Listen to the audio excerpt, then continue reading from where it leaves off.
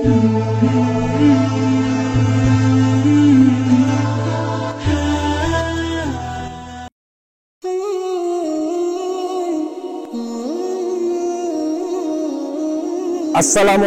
warahmatullahi wabarakatuh. Selamat sore sahabat setia Gus Alamuddin Official.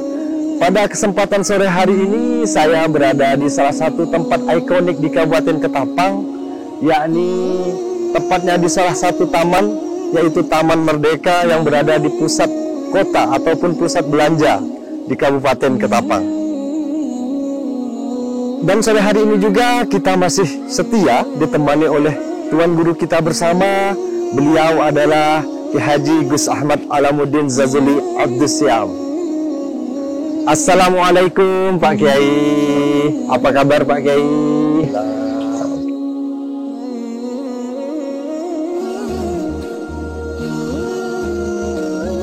Jadi begini Pak Kiai, ya, menjawab persoalan-persoalan yang terjadi di kalangan masyarakat kita Pak Kiai, khususnya pada diri saya dan juga teman-teman saya. Ada persoalan yang ringan, namun kayaknya ini berat bagi saya Pak Kiai. Jadi saya sendiri nih Pak Kiai, sholat tapi maksiat saya juga jalan. Juga kemarin dari teman-teman begitu juga, tolong tanyakan sama Tuan Guru ya Pak Kiai, gimana kita nih sementara kita maksiat terus, tapi ya kadang-kadang sholat. Jadi menurut ajaran Islam Pak Kiai, bagaimana dengan gado-gado gitu ya? Nah seperti itu Pak Kiai. STMJ lah ya. Nah, sholat terus tapi maksiat jalan. Nah seperti itu Pak Kiai. Setiap hari, setiap malam maksiat terus. Tapi ketika waktu sholat maghrib ya kita maghriban gitu Pak Kiai. Jadi kalau menurut pandangan agama Islam ini bagaimana Pak Kiai? Mohon Pak Kiai penjelasan. Maksudnya apanya ini, sholatnya sah apa tidak gitu ya? Nah tentunya kalau dosanya tetap dosa Pak Kiai. Jadi sholatnya bagaimana Pak Kiai? Baik, Sah atau baik. tidak Pak? Assalamualaikum warahmatullahi wabarakatuh. Assalamualaikum warahmatullahi wabarakatuh. Pemirsa Gus Alamuddin Official rahimahullah. Jadi kedua-duanya adalah perintah Allah. Sholat adalah perintah Allah, meninggalkan maksiat juga merupakan perintah Allah. Jadi kedua-duanya ini menjadi nilai ketakwaan.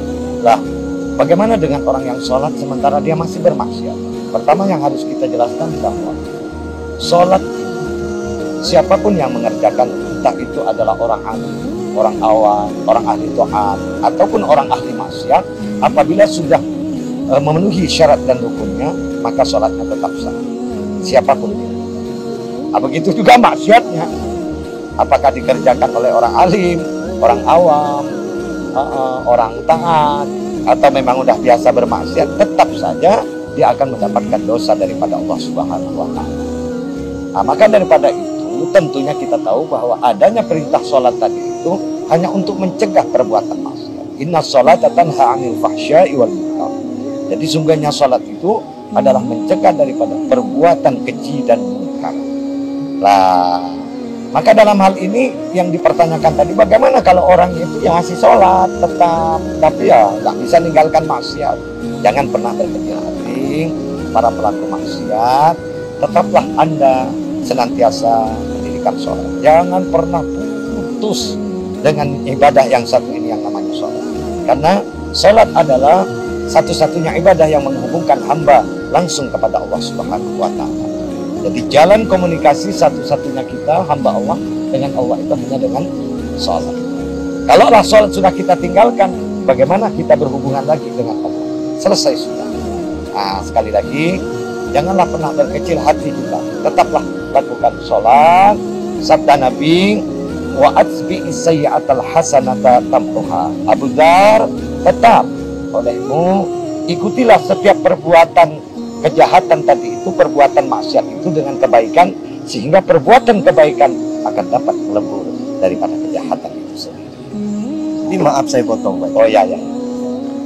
Ini kadang-kadang ada juga Pak Kiai, ya, merasa dirinya itu rajin sholat, rajin ibadah, lantas mempunyai pemikiran ataupun memvonis seseorang yang ahli maksiat. Ini contohnya begini Pak Kiai. Semisal saya ini ahli ibadah ya Pak Kiai. Terus teman-teman saya ini lewat misalnya, oh itu ahli neraka karena dia tidak punya sholat. Dia tuh sholat tapi maksiatnya jalan terus. Itu keadaan saya bagaimana menurut pandangan Islam? Wal'iyadzubillah. Ketahuilah bahwa sesungguhnya ini bahaya besar bagi umat Nabi Muhammad SAW. Di mana dosa ini ada dua, dosa kepada Allah dan dosa kepada sesama hamba. Kalau dosa kepada Allah dengan taubat, insya Allah kita akan diterima oleh Allah pertobatan. Tapi ketika kita dosa kepada manusia, maka sesungguhnya taubat tadi itu tidak akan diterima oleh Allah sebelum kita mendapatkan maaf, ampunan, keridhaan daripada manusia itu sendiri. Nah ini berat.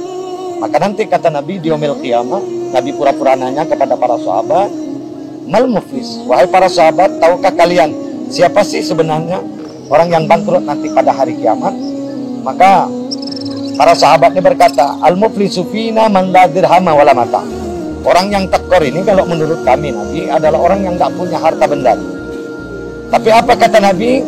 Innal muflis min ummati, sesungguhnya orang yang bangkrut dari umatku itu kata Nabi adalah ya'ti yaumal qiyamah bi salatin wa siyamin wa zakatin wa ya'ti qad syatama hadza wa qadhafa hadza wa akala mala hadza wa safaka hadza wa daraba hadza fayu'ta hadza min hasanati wa hadza min hasanati. Orang yang bangkrut yang kami maksudkan kata Nabi di hari kiamat adalah mereka yang sebenarnya datang menghadap Allah.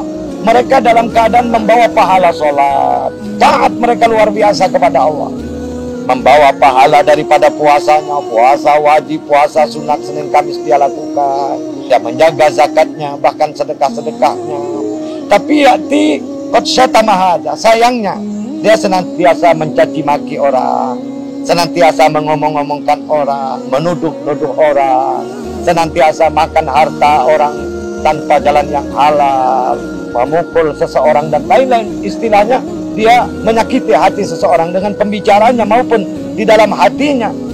Maka orang ini nanti di hari kiamat, walaupun dia telah membawa pahala sholat, pahala puasa, pahala zakat, maka pahala-pahala tadi itu akan diberikan kepada orang yang ahli maksiat tadi, yang dia bicarakan. Wal'iyadzubillah. Diberikan. Datang si A, kami menuntut, dia telah membicarakan kami, dia ngomongkan kami, diberikan lagi puasanya, datang lagi, diberikan lagi pahala zakatnya, sehingga ludes habis. Dan akhirnya orang yang menuntut ini masih banyak, ternyata banyak yang orang bicarakan tentang orang-orang ahli maksiat itu, seperti yang kita bicarakan tadi, banyak yang masih menuntut kepadanya. Akhirnya apa? Karena pahalanya sudah habis, maka perbuatan maksiat, perbuatan dosa orang yang ia bicarakan, orang yang ia jahatin istilahnya, diberikan kepadanya. Summa turiha 'alan nar, kemudian orang itu dilemparlah oleh Allah ke dalam neraka karena dia sudah tidak ada pahala, malah dia mendapatkan maksiat daripada Allah Subhanahu wa taala, mendapatkan azab daripada Allah. Nah itu dia pemirsa, jangan sampai ngumpul-ngumpul ngerumpi bicarakan orang tak sholat, orang maksiat, orang bini, itu nanti ujung-ujungnya tekor. Nah, untung kalau masih papok ya Pak Kiai ya. Nah, kalau tekor malah repot. Nah ini yang terakhir Pak Kiai, pertanyaan saya yang terakhir, sudah tentunya kalau perbuatan amal baik itu, itulah yang membawa kita ke jalan surga. Jalan surga. Jadi yang jadi pertanyaan saya ini Pak Kiai, ada atau tidak perbuatan maksiat membawa diri kita ini menuju ke jalan surganya Allah? Ini agak aneh pertanyaan saya. Benar kata abang kita tadi, bahwa perbuatan taat akan mengarahkan seseorang ke jalan Allah, kepada surga Allah. Tapi apakah perbuatan dosa ini bisa membawa seseorang mengenal Allah, memasukkan kepada surga Allah? Ibnu Athaillah As-Sakandari menyatakan, وَرُبَّمَا قَضَى عَلَيْكَ بِالذَّنْبِ فَكَانَ سَبَبًا فِي الْوُصُولِ. Jangan khawatir wahai pelaku maksiat, wahai pembuat dosa.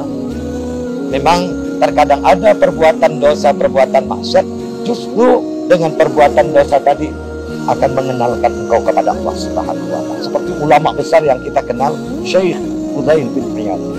Beliau adalah perampok ulung dunia. Siapa yang tak kenal dengan beliau? Seluruh ulama di dunia ini pasti akan mengenal yang namanya Syekh Fudail bin Iyad, yang akhirnya menjadi kekasih Allah Subhanahu wa taala. Satu waktu ia mau merampok calon calon istrinya. Masya Allah, saking jahatnya manusia ini Fudail bin Iyad. Calon istrinya saja masih mau dirampok sama dia. Luar biasa ini manusia.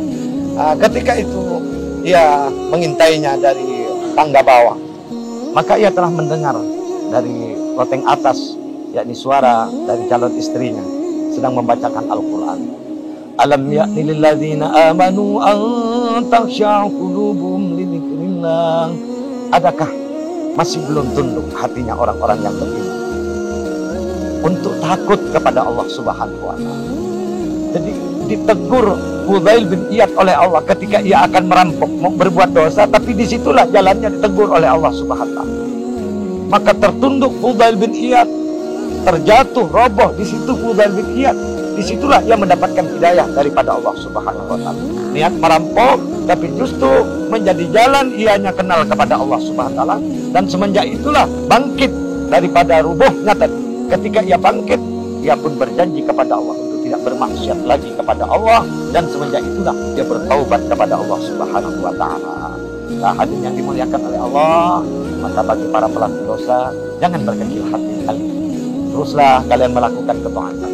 Mudah-mudahan ketaatan-ketaatan kalian nanti akan senantiasa dapat melebur kejahatan-kejahatan. Siapa tahu dengan terus melaksanakan sholat, maka nanti maksiat pun akan minggat insya Allah. Itulah harapan kita. Nah, namun kalaupun kita masih tidak mampu, teruslah beramal soleh. Insya Allah sampai engkau dicatat menjadi hamba Allah yang pantas mendapatkan kasih sayang, rahmat, pertobatan daripada Allah Subhanahu wa taala. Amin ya rabbal alamin. Baiklah pemirsa, sahabat Alamuddin Official, sampai di sini dulu pembicaraan kita pada sore hari ini. Saya selaku pembawa acara ingin mengucapkan ribuan maaf kepada pemirsa apabila ada kesalahan-kesalahan kata baik dari saya sendiri dan juga dari tuan guru kita Pak Kiai. Dan Pak Kiai, semoga kita bertemu kembali di kesempatan berikutnya Pak Kiai. Barakallahu fikum jami'an insyaallah. Sebelum saya tutup, tak lupa juga saya berpesan kepada seluruh pemirsa, jangan lupa like, subscribe, comment, and share, karena sesungguhnya berbagi itu sangatlah indah. Mari tetap dukung terus channel Gus Alamuddin Official. Wassalamualaikum warahmatullahi wabarakatuh. Waalaikumsalam warahmatullahi wabarakatuh.